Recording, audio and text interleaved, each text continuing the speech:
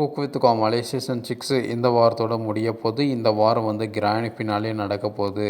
இந்த ஃபினாலேக்கு வந்து 4 குக்கு செலக்ட் பண்ணியிருக்காங்க. யார் யார் பார்த்தீங்கன்னா, ஷபானா, ராஜு, லட்சுமி ராமகிருஷ்ணா அண்ட் உமேர். இவங்க 4 குக்குங்க தான் ஃபைனலிஸ்ட்டாக செலக்ட் பண்ணியிருக்காங்க. அண்டு எல்லோரும் எதிர்பார்த்த குக்கு வந்து செலக்டே ஆகலை. யார் பார்த்தீங்கன்னா பிரியா ரமன் தான்.